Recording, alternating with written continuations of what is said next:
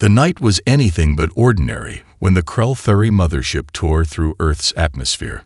Jack Harrison stood motionless in the Pentagon's subterranean command center, his weathered hands gripping the reinforced graphene console with a tension that belied decades of military preparation. Holographic displays flickered to life, casting an ethereal blue glow across the faces of humanity's most elite strategic minds. Massive screens showed multiple perspectives of the alien vessel, each image more impossible than the last. The ship defied every known law of physics, its obsidian hull shimmering with a quantum-adaptive camouflage that seemed to fold and unfold between dimensions. "Sir," a young lieutenant's voice crackled through the communication system, "we're detecting multiple quantum entanglement signatures. Their scanning technologies are unprecedented." Jack's steel-gray eyes never left the primary display. He'd spent the last 30 years preparing for this moment, a career dedicated to a possibility that most of his colleagues had dismissed as paranoid fantasy. The extensive black-budget programs, the hidden research facilities, the global network of specialists, all of it had been leading to this precise moment. The alien transmission arrived not with a bang, but with a clinical, almost dismissive precision. Digital translators worked overtime, parsing through layers of communication that were more mathematical equation than language. The message was clear and yet incomprehensible in its arrogance. Planetary classification, pre-contact civilization, threat level, minimal. Technological advancement, primitive. Recommended action, preliminary survey and potential resource allocation. A chorus of suppressed chuckles erupted in the command center. These aliens had no idea what they were walking into. Behind the primary displays, a series of hidden systems began to activate. Satellites that looked like nothing more than space debris to external observers started to reconfigure. Quantum-encrypted communication networks, developed in absolute secrecy, hummed with potential. Each system was a piece of a global defense mechanism that had been decades in the making. Jack tapped a series of seemingly random commands into his console. Layers of encrypted protocols began to cascade, creating a digital firewall that was more of an adaptive organism than a traditional defense system. If the Krell-Thury were scanning Earth's digital infrastructure, they would find exactly what they expected to find: a primitive, fractured communication network. What they wouldn't see were the real systems, hidden in plain sight. "Activate Project Prometheus," Jack muttered, his voice barely above a whisper. Across the globe, in hidden facilities from the Cheyenne Mountain Complex to underground bunkers in the Ural Mountains, teams of specialists began their carefully choreographed dance. Each movement was precise, each action calculated. They weren't just preparing for first contact, they were setting a trap. The alien ship continued its scan, its quantum sensors prodding Earth's defenses with what could only be described as clinical detachment. Military exercises were observed, technological capabilities measured, societal interactions analyzed. To the Krell-Thury, humanity was nothing more than another data point in their vast galactic database. They were wrong. What the aliens saw was a carefully constructed illusion. The military exercises were calculated performances, designed to reveal just enough to confirm their low expectations. The technological demonstrations were controlled reveals of capabilities that were intentionally underwhelming. Even the societal interactions were subtly manipulated to paint a picture of a species that was fractured, primitive, and ultimately inconsequential. In reality, humanity had been preparing for this moment for generations. Jack allowed himself the slightest hint of a smile. The Krell-Thury believed they were conducting a routine planetary survey. They thought they were observing a young, emerging civilization that posed no threat to their galactic hegemony. They were about to learn how wrong they could be. As the alien ship continued its survey, hidden systems began to collect data. Not just basic information, but complex, multi-layered intelligence that would provide humanity with insights into technologies and communication protocols that the Krell-Thury couldn't even imagine being compromised. First contact wasn't going to be a moment of submission. It was going to be humanity's opening move in a much larger game. And Jack Harrison intended to make sure humanity won. The invitation arrived precisely 72 hours after the initial survey, transmitted through a quantum communication channel that would have been invisible to any civilization less prepared than Earth. Emily Rodriguez studied the holographic projection, her fingers tracing the intricate mathematical patterns that formed the Galactic Confederation's official communication. The command center hummed with a mixture of tension and carefully controlled excitement. Jack Harrison stood behind her, his presence a constant reminder of the decades of preparation that had led to this moment. The invitation was less an invitation and more a series of challenges, each designed to expose what the aliens believed were fundamental human weaknesses. "They're not even trying to hide their condescension," Emily muttered, her eyes scanning the complex series of tests that would supposedly determine humanity's worthiness to join the galactic community. The first challenge was a technological assessment that would make most emerging civilizations crumble. A series of engineering problems that had supposedly stumped multiple advanced species, presented with an implicit challenge: solve these, or accept your place at the bottom of the galactic hierarchy. But the Krell had no idea what they were walking into. Emily began assembling her team with the precision of a master strategist. Each member was carefully selected, not just for their individual brilliance, but for their ability to work as part of a complex, adaptive system. Dr. Michael Chen, a quantum computing expert who had spent the last decade working on projects so classified they didn't officially exist. Dr. Aisha Patel, a materials scientist whose work in adaptive nanotechnology had already revolutionized multiple industries, secretly, of course. The team gathered in a secure briefing room, a space that looked deceptively simple but was perhaps the most advanced communication hub on the planet. Quantum encrypted displays flickered to life, showing the full complexity of the challenges before them. "They want to see weakness," Jack said, his voice a low rumble that seemed to vibrate with suppressed energy. "We're going to show them something else entirely." The technological challenge was a masterpiece of alien engineering, or so they believed. A series of interconnected problems that required solving quantum entanglement issues, developing adaptive materials that could survive extreme conditions, and creating communication protocols that could bridge seemingly incompatible technological paradigms. To the Krell, it was the ultimate test of technological capability. To Emily's team, it was an invitation to creativity. "We're not going to just solve their problems," Dr. Chen explained, his fingers dancing across a holographic interface. "We're going to redefine how problems are solved." The diplomatic portion of the challenge was equally designed to humiliate. A complex scenario involving multiple species with centuries of intractable conflicts, presented as a test of negotiation and strategic thinking. The Krell expected rigid protocols, mathematical approaches to conflict resolution that had been the standard for millennia. They didn't understand that humanity's greatest strength was its ability to think outside of any defined system. Aisha Patel began breaking down the diplomatic scenario, her approach more psychological than political. "Look," she said, pointing to the intricate web of conflicts, "they're seeing this as a mathematical equation. But conflicts aren't math. They're human stories."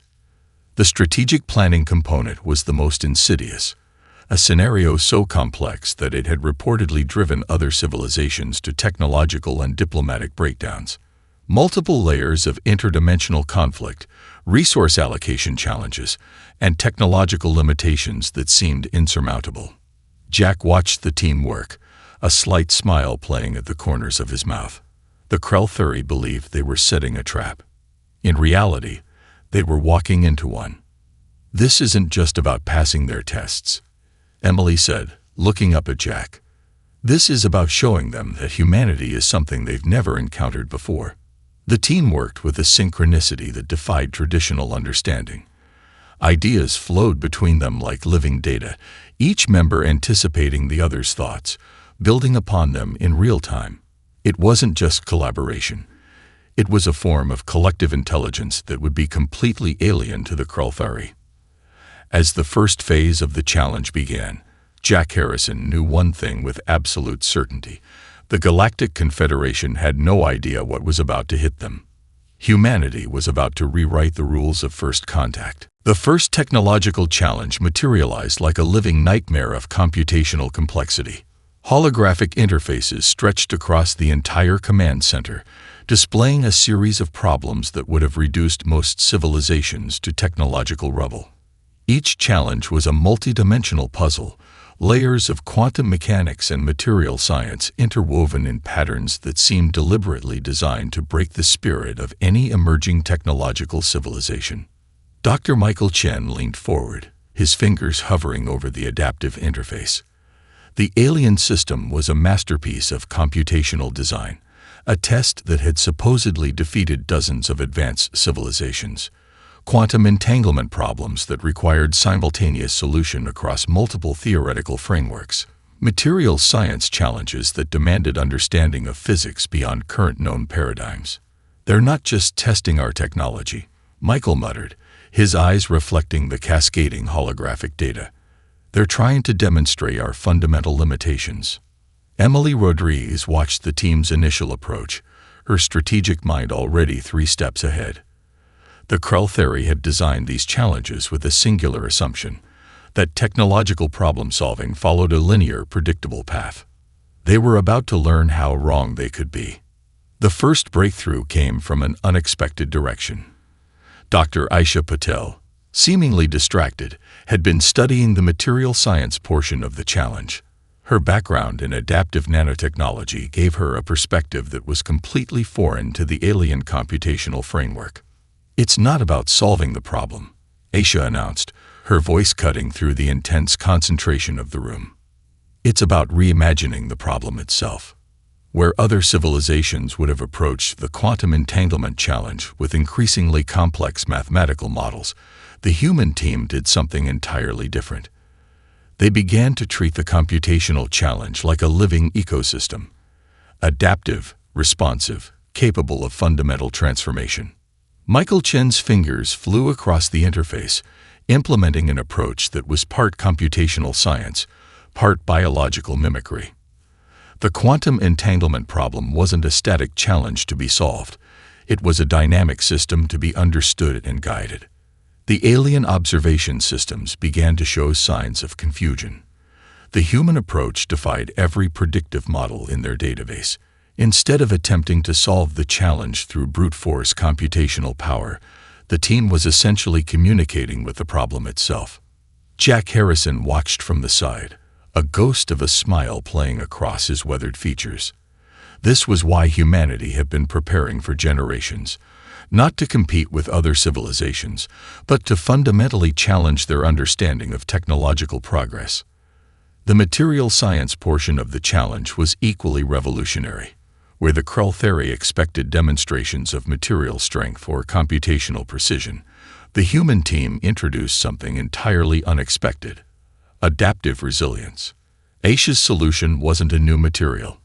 It was a material system that could fundamentally reconfigure itself based on environmental challenges. A substance that wasn't just strong, but intelligent, capable of learning and adapting in real time. "Look at how they're processing the challenge," one of the alien observers noted, its translation matrix struggling to comprehend the human approach. "They're not solving the problem. They're evolving with it." Each solution the human team presented was less a technical fix and more a living, breathing approach to technological challenge. They weren't just demonstrating technological capability. They were showing a fundamental difference in technological philosophy. The communication protocol challenge pushed the boundaries even further. Where most civilizations would develop complex translation matrices, the human team introduced a system of communication that was part language, part adaptive learning algorithm, part emotional intelligence. "We're not just translating," Emily explained to Jack, watching the alien observer's increasing confusion. "We're creating a living bridge of understanding." As the first phase of the technological challenge concluded, the alien observation systems were processing data that completely defied their existing computational models. The human team hadn't just solved the challenges, They had transformed the very concept of what a technological solution could be. The Krell theory had expected to demonstrate human technological limitations. Instead, they had unleashed something far more dangerous: human potential. Jack Harrison looked at Emily, a moment of unspoken understanding passing between them. The first move had been made, and humanity was just getting started. The diplomatic simulation arrived like a multidimensional chess match, designed to break the spirit of any emerging civilization. Holographic displays materialized, showing a complex web of interstellar conflicts that had remained unresolved for centuries. Multiple species, each with millennia of historical baggage, intricate cultural misunderstandings, and seemingly irreconcilable differences. To the Krell theory, it was the ultimate test of strategic negotiation. To Emily Rodriguez, it was an opportunity to demonstrate something far more profound than traditional diplomacy. The simulation room transformed into a living, breathing representation of galactic tensions. Holographic representations of different species flickered into existence: crystalline beings from methane-based worlds, energy-form intelligences, silicon-based life forms, and carbon-based civilizations. Each had its own set of impossible demands, centuries of conflict, and deeply entrenched cultural biases. The alien observers watched with clinical detachment, expecting the human team to approach the challenge with traditional negotiation tactics: mathematical conflict resolution, rigid protocol-driven interactions, the kind of diplomatic approach that had been standard in the galactic community for millennia. Emily Rodriguez saw something entirely different. "This isn't a problem to be solved," she muttered to her team. "It's a story to be understood." Dr. Rachel Kim, the team's cultural dynamics expert, began to map out the conflicts not as a series of strategic challenges, but as a complex narrative ecosystem. Where traditional diplomatic approaches would focus on resource allocation, territorial disputes, and historical grievances, the human team started to see the underlying emotional and cultural narratives that drove the conflicts. The first breakthrough came when Rachel identified the core emotional drivers behind seemingly rational disputes. A territorial conflict between two silicon-based civilizations wasn't about resources. It was about a deeply ingrained cultural narrative of belonging and identity. The energy-form intelligence's resistance to communication wasn't technological. It was a form of collective trauma from past interactions. Emily's approach was nothing short of revolutionary. Instead of trying to solve the conflicts, they began to create communication bridges, not through traditional diplomatic channels, but through a radical form of empathetic engagement that was completely foreign to the galactic diplomatic standard. "We're not negotiating," Emily explained to Jack Harrison, who watched the simulation with intense concentration. "We're translating emotional experiences." The alien observers began to show signs of profound confusion. The human team wasn't following any recognizable diplomatic protocol. They were introducing concepts that didn't exist in the standard galactic negotiation framework: emotional intelligence as a strategic tool, narrative reframing as a conflict resolution method, collective healing as a diplomatic approach. Rachel Kim's breakthrough came when she proposed a radical intervention. Instead of focusing on the conflicts themselves, the team began to create shared narrative spaces, holographic environments that allowed different species to experience each other's cultural memories, to literally walk in each other's experiential shoes. The crystalline beings, who had been locked in a centuries-long conflict with a carbon-based civilization, suddenly found themselves experiencing the collective trauma that had driven their opposition's actions. The energy-form intelligences began to understand the concept of physical vulnerability through immersive narrative experiences. "Diplomacy isn't about winning," Emily said, her voice cutting through the complex holographic interfaces. "It's about understanding." The simulation began to transform. Conflicts that had seemed insurmountable started to shift, not through traditional negotiation, but through a process of collective empathy and narrative reframing that was completely alien to the galactic diplomatic standard. The Krell theory observation systems began to malfunction. Their predictive models, which had been designed to analyze diplomatic interactions across thousands of civilizations, simply couldn't process what they were witnessing. Humanity wasn't just solving diplomatic challenges. They were fundamentally reimagining the entire concept of interspecies communication. As the diplomatic simulation concluded, the alien observers were left with a profound and deeply unsettling realization. They had completely underestimated humanity's capabilities. Jack Harrison watched Emily with a mixture of pride and anticipation. They had passed another test.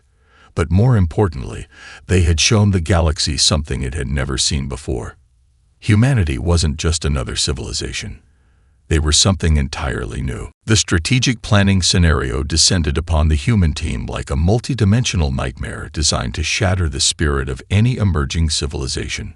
Holographic interfaces materialized, revealing a conflict so complex that it had driven multiple advanced species to the brink of collective mental breakdown.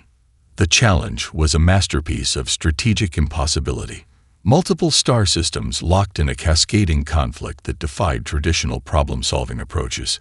Quantum resource constraints, interdimensional political tensions, technological limitations that seemed insurmountable, and a web of interactions so intricate that most civilizations would have collapsed under the mere weight of understanding the problem.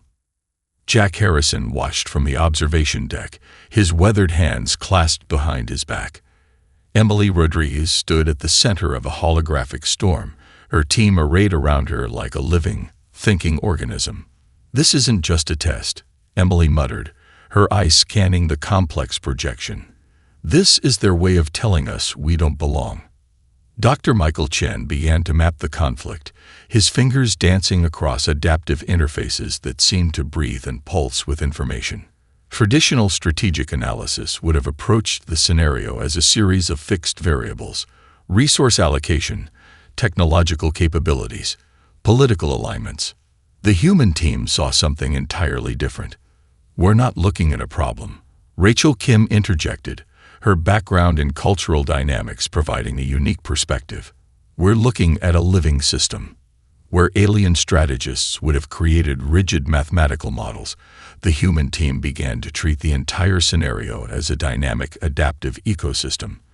They didn't just analyze the conflict, they began to understand its underlying narrative, its emotional and cultural drivers. The first breakthrough came when Aisha Patil introduced a concept that was completely foreign to galactic strategic thinking. Instead of trying to resolve the conflict through traditional means, she proposed understanding it as a complex adaptive system, something more akin to a living organism than a series of mathematical equations. "Look at the interdependencies," Aisha explained, her holographic displays shifting and transforming. "These aren't just political boundaries. They're evolutionary relationships." The alien observation systems began to show signs of profound confusion. The human approach defied every strategic model in their extensive database, where most civilizations would have attempted to solve the conflict through direct intervention. The human team was essentially attempting to understand its fundamental nature. Michael Chen's contribution was equally revolutionary. He began to apply principles of complex systems theory that transformed the entire understanding of the conflict. Instead of seeing discrete political entities, he revealed a network of relationships that were far more fluid and interconnected than anyone had previously understood. "Conflict isn't about winning," Emily said, her voice cutting through the holographic complexity. "It's about understanding the system's potential for transformation." The strategic scenario began to shift in ways that the alien observers couldn't comprehend. The human team wasn't just solving the problem. They were fundamentally reimagining what a solution could look like. Rachel Kim introduced a radical approach to conflict resolution that went beyond traditional diplomatic strategies. She began to create narrative bridges between the conflicting entities, showing how their seemingly irreconcilable differences were actually symptoms of deeper shared experiences. Jack Harrison watched with a mixture of pride and anticipation. This was why humanity had been preparing for generations, not to compete with other civilizations, but to fundamentally challenge their understanding of strategic thinking. As the strategic planning scenario reached its culmination, The alien observation systems began to malfunction. Their predictive models, which had been designed to analyze strategic interactions across thousands of civilizations, simply couldn't process what they were witnessing. The human team had done the impossible. They had transformed a seemingly unsolvable conflict into a potential pathway for collective evolution. "We're not just solving a problem," Emily said to Jack, her eyes reflecting the complex holographic displays. "We're showing them a different way of understanding reality." The Krell observers were left with a profound and deeply unsettling realization. They had completely underestimated humanity's capabilities. Humanity wasn't just another civilization trying to solve a strategic challenge. They were rewriting the entire concept of strategic thinking. The final challenge arrived like a quantum thunderbolt, a computational gauntlet that made all previous tests look like child's play. The Krell had designed this ultimate scenario with a singular purpose: to definitively prove humanity's technological, diplomatic, and strategic inadequacy. What they didn't realize was that humanity had been preparing for this moment for generations. The challenge materialized in the command center, a holographic nightmare of interdimensional complexity. Multiple layers of technological, diplomatic, and strategic challenges interwoven with such intricate precision that it would have reduced most civilizations to technological dust. Jack Harrison watched as Emily Rodriguez and her team approached the challenge with a calm that bordered on the supernatural. Years of preparation, decades of hidden research, generations of strategic thinking had led to this precise moment. "They think this is a test," Emily muttered, her fingers already dancing across adaptive interfaces that seemed to breathe with potential. "We know it's an opportunity." The challenge was a multilayered behemoth. Technological constraints that pushed the boundaries of known physics. Diplomatic scenarios that involved species so fundamentally different from each other that communication seemed impossible. Strategic challenges that required simultaneous problem-solving across multiple dimensions of reality. Dr. Michael Chen began mapping the technological components, his approach anything but traditional. Where most civilizations would have approached the challenge with linear computational models, Michael saw a living, adaptive system. Each technological constraint wasn't a limitation. It was an invitation to reimagine possibility. Aisha Patel focused on the material science aspects of the challenge. The constraints seemed impossible. Technologies that required simultaneous existence in multiple quantum states, materials that needed to function across extreme environmental conditions that defied current understanding. But impossibility was humanity's playground. Rachel Kim dove into the diplomatic layers of the challenge. The species involved were so fundamentally different that traditional communication seemed not just difficult, but mathematically improbable. Crystalline intelligences that communicated through quantum resonance. Energy-based life forms that experience time as a multidimensional construct. Biological entities with sensory apparatuses completely unlike anything in known galactic records. The alien observers watched with increasing confusion and growing unease. The human team wasn't trying to solve the challenge. They were reimagining what a solution could look like. Michael Chen's breakthrough came when he stopped treating the technological constraints as fixed variables. Instead, he began to see them as adaptive parameters, a living system that could be guided rather than conquered. His approach combined quantum computing, biomimetic design, and a radical form of computational thinking that was completely foreign to the Krell observation systems. Aisha Patel's material science solution was nothing short of revolutionary.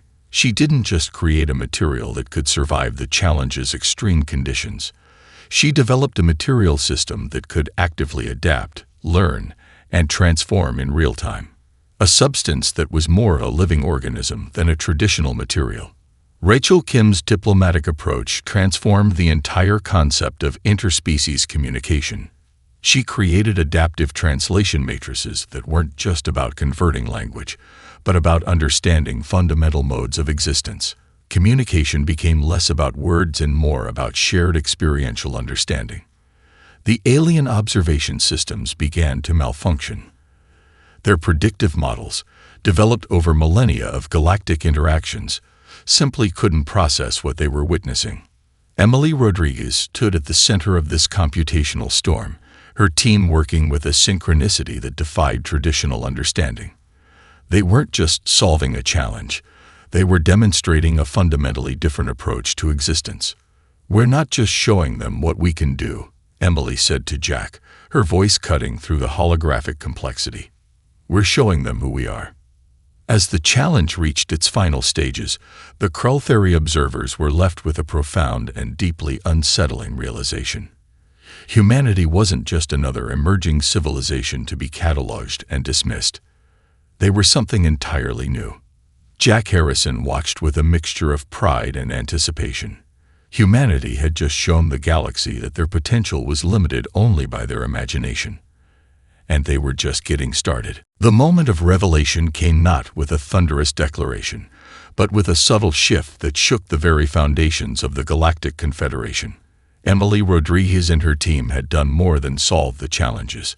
They had systematically dismantled the fundamental assumptions that had governed galactic civilization for millennia.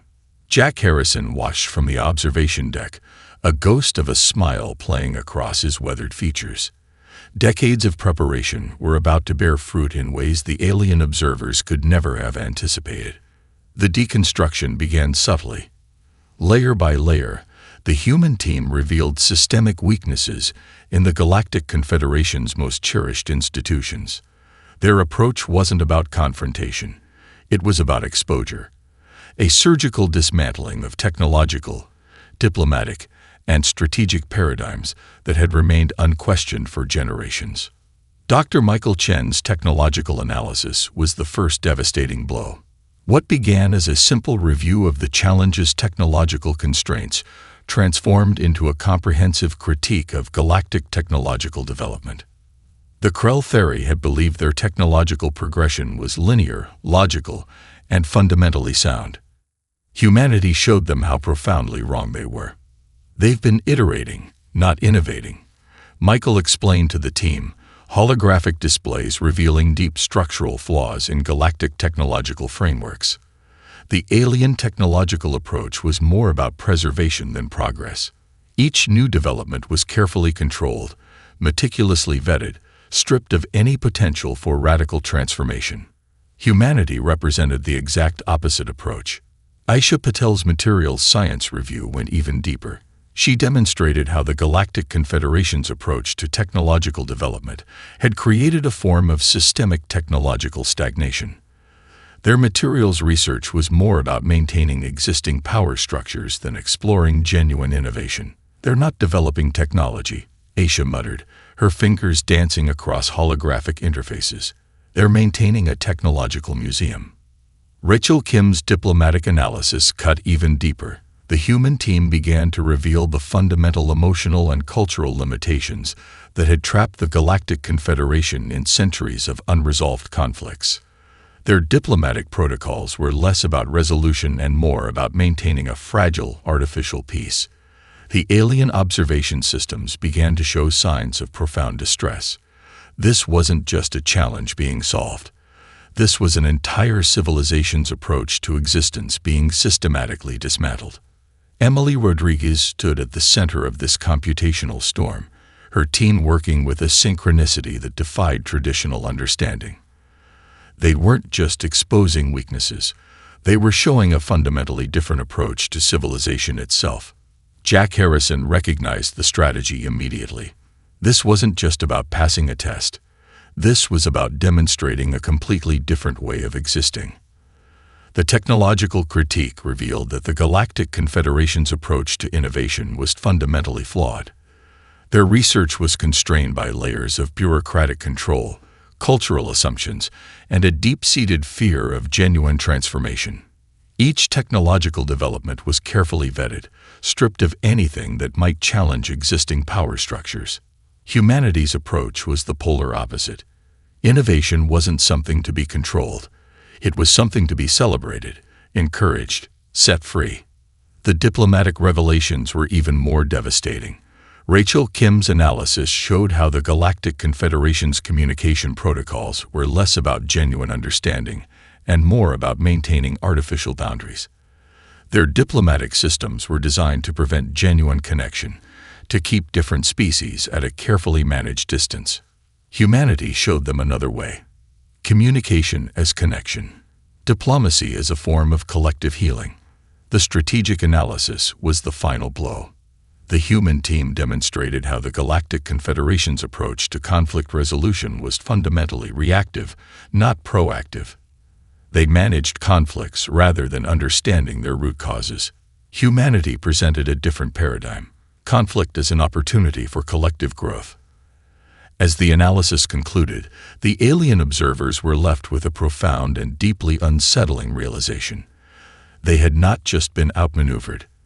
They had been fundamentally challenged at the most basic level of their civilization's understanding. "We're not just showing them what we can do," Emily said to Jack, her voice cutting through the holographic complexity. "We're showing them who we are."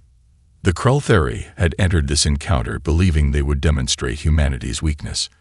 Instead, they had unleashed humanity's potential. Jack Harrison watched with a mixture of pride and anticipation. Humanity had just shown the galaxy that their true strength lay not in their current capabilities, but in their infinite capacity for growth, adaptation, and transformation. And they were just getting started. The final moments of first contact arrived not with a dramatic confrontation, but with a profound silence that seemed to stretch across the entire galaxy. In the massive observation chamber of the Krell mothership, the leadership of the Galactic Confederation sat in a state of collective shock. Emily Rodriguez stood at the center of this cosmic crossroads, Jack Harrison, a solid presence at her side. The holographic displays around them continued to pulse with the detailed analysis that had fundamentally challenged everything the galactic community believed about emerging civilizations. Captain Vornak, the lead Krell representative, was the first to break the silence. His crystalline form shifted with what could only be described as a mixture of awe and profound discomfort. "You have demonstrated capabilities that defy our entire understanding of civilizational development," he said, his translation matrix struggling to capture the nuance of his emotional state. Emily's response was measured, yet profound. "We're not here to compete," she explained. "We're here to collaborate. To show that there are always new ways of understanding, of existing." The transformation was happening in real time. The challenges that had been designed to expose humanity's weakness had instead become a mirror, reflecting the deep-seated limitations of the Galactic Confederation's approach to understanding emerging civilizations. Dr. Michael Chen began to outline the technological implications. The human approach wasn't about creating more advanced technologies. It was about reimagining the entire concept of technological development. Where the Krell saw technology as a fixed system to be controlled, humans saw it as a living, adaptive ecosystem capable of continuous transformation. Aisha Patel's materials science presentation went even deeper. She demonstrated how humanity's approach to innovation was fundamentally different from any known galactic civilization. Their technologies weren't just tools. They were living systems capable of learning, adapting, evolving. Rachel Kim's diplomatic analysis was perhaps the most revolutionary. She showed how human communication wasn't about maintaining boundaries, but about creating connections. Their approach to interspecies interaction was less about protocol and more about genuine understanding. The Galactic Confederation leadership watched with a mixture of terror and fascination. Jack Harrison recognized the moment of true transformation. This wasn't just first contact. This was the beginning of a fundamental shift in galactic civilization. "We're not asking to join your confederation," Emily said, her voice cutting through the holographic complexity. "We're offering a new way of thinking about civilization itself." The implications were staggering. Humanity had done more than pass a series of tests. They had exposed the fundamental limitations of a galactic society that had become more about maintaining existing structures than about genuine progress. Captain Vornak's next words would be recorded in galactic historical archives for millennia to come. "We believed we were testing you. he said, his crystalline form shifting with what could only be described as a mixture of respect and humility. "We did not realize you were testing us." The human team had systematically demonstrated that the most powerful form of strength wasn't about technological superiority or military might. It was about the capacity for continuous growth, for seeing beyond existing limitations, for transforming challenges into opportunities. As the final moments of the initial contact unfolded, the Galactic Confederation was faced with a fundamental choice. They could resist the challenge humanity represented, or they could embrace a new way of understanding existence. Jack Harrison watched Emily, a moment of unspoken understanding passing between them. They had prepared for this moment for generations, not as a moment of triumph, but as an opportunity for collective growth.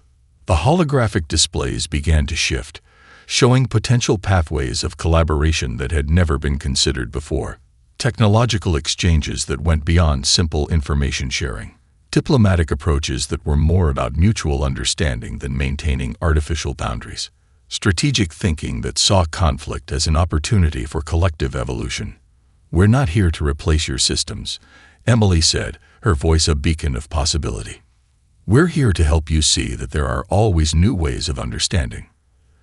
The Krell leadership began to realize that humanity represented something far more dangerous than any military threat. They represented the possibility of fundamental transformation. As the initial contact concluded, the galaxy held its collective breath. Humanity had entered the galactic stage, not as a new civilization to be categorized and controlled, but as a fundamental challenge to everything that had been understood about civilizational development. Jack Harrison's final words to Captain Vornak captured the essence of the moment. "We're not weak. We're human." And in that simple statement lay a universe of potential.